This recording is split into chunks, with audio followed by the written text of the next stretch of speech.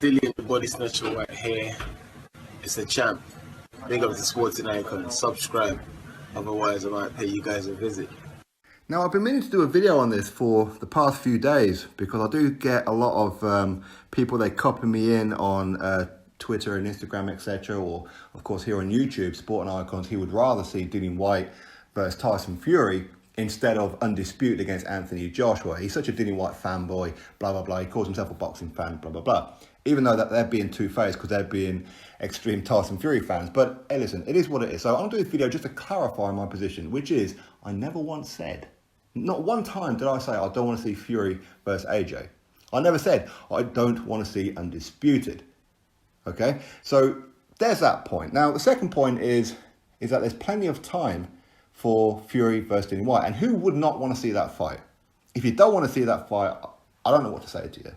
Okay, because it's not a case of Fury fight DILLIAN WHYTE instead of Anthony Joshua for Undisputed. No, it's him fighting DILLIAN WHYTE before Anthony Joshua for Undisputed.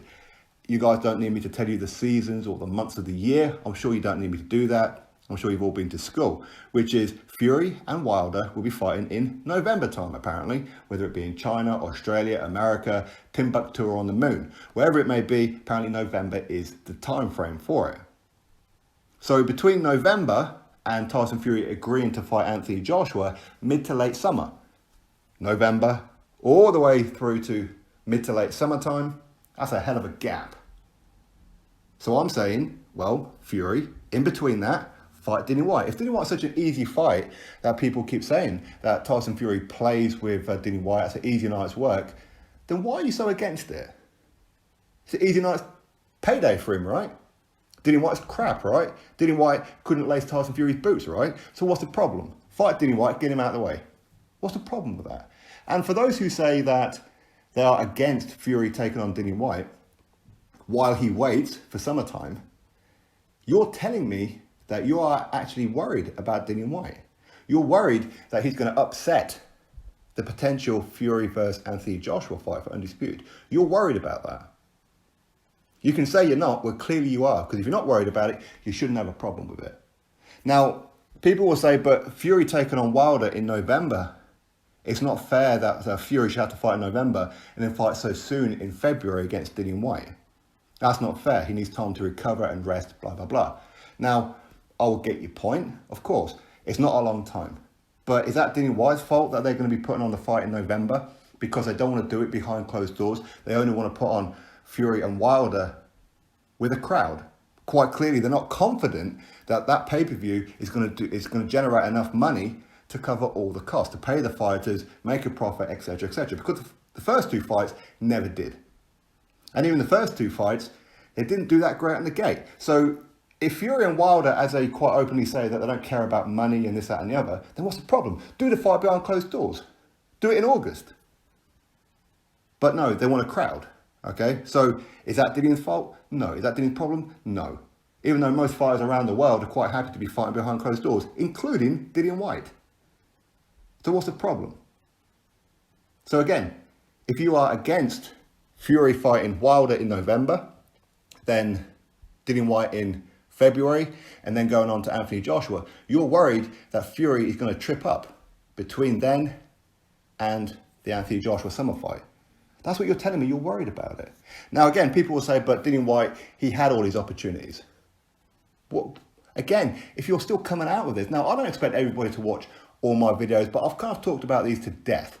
And for those who have watched them, if you're still coming out with the narratives of, well, DILLIAN WHYTE, he had opportunities, then I don't know what to tell you. You just have an agenda about DILLIAN WHYTE and you're hiding behind the fact, acting ignorant, like you don't know the facts, even though I've said the facts plenty of times. People want to mention with Luis Ortiz, DILLIAN WHYTE, he could have fought Luis Ortiz, but he walked away from Luis Ortiz. Again, not true. Not true. First of all, the WBC ordered DILLIAN WHYTE to take on Luis Ortiz, okay? That's true. That did happen.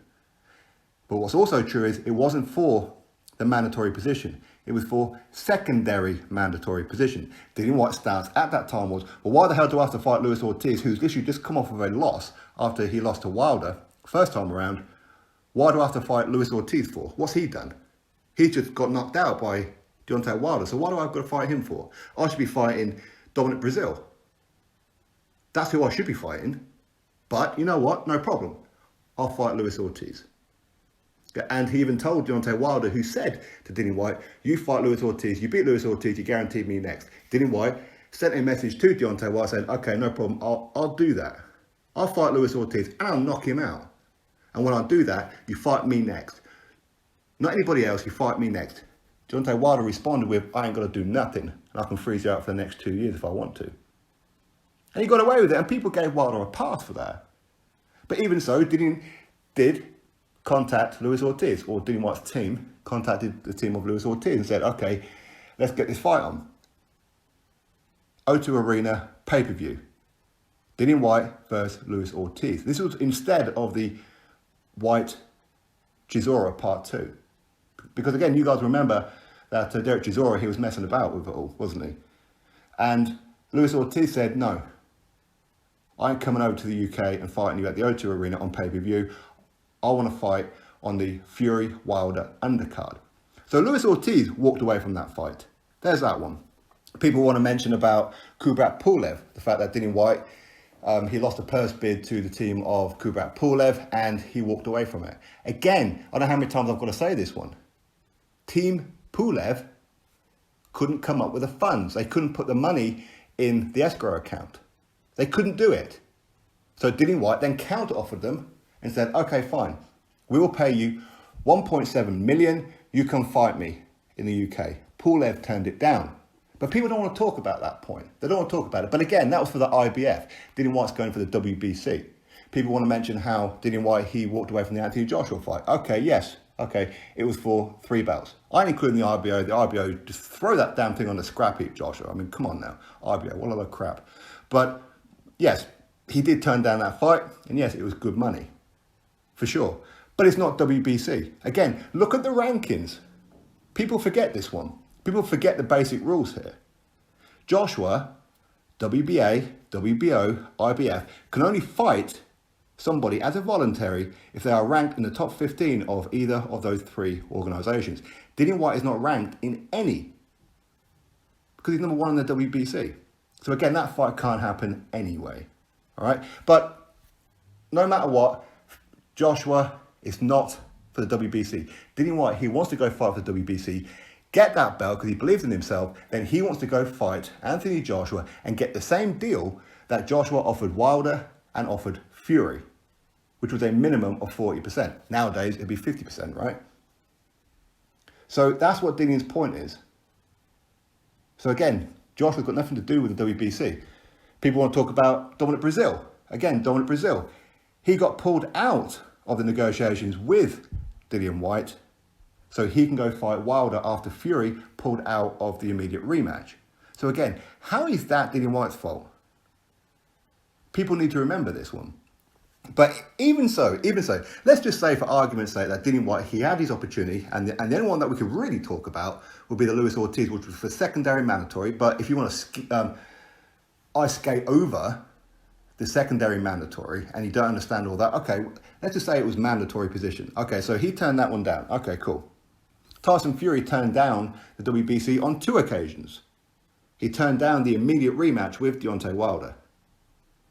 He then turned down a final eliminator against Dillian Whyte for the Diamond Belt when Dillian Whyte agreed to this fight. Tyson Fury walked away from it. But he still got rewarded with becoming mandatory for a fight in Part 2 with Wilder that he'd already agreed to fight.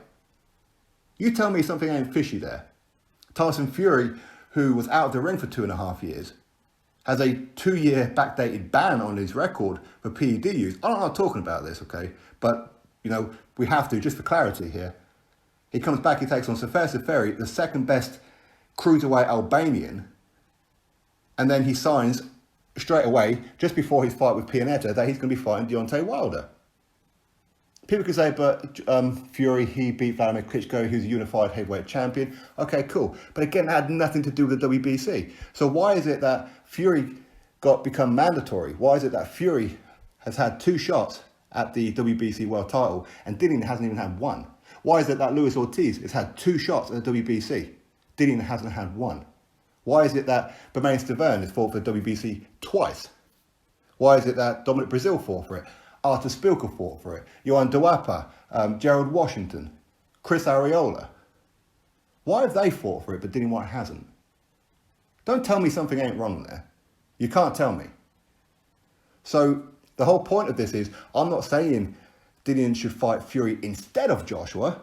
No, I'm not saying that. I'm saying if Dillian Whyte is so easy, then what's the problem with Tyson Fury fighting Dillian Whyte for the WBC heavyweight world title in February?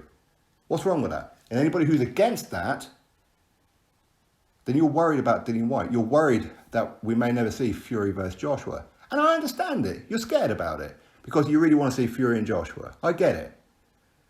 But you're letting me know that you're afraid. That's what you're doing. So I'm not saying that Dillian Whyte should fight Fury instead of Anthony Joshua. No, I'm saying that Dillian Whyte should fight Tyson Fury in February when he's due. Even though it shouldn't be February, it should be in May, but WBC's done him all dirty. So what's the problem? Would you rather Tyson Fury fought and defeated Deontay Wilder, which again is no given by the way, and sit on his hands for the next several months and wait for the Anthony Joshua fight? Is that what you would rather happen? Or, while we're waiting, why don't we see Fury versus Dillian Whyte?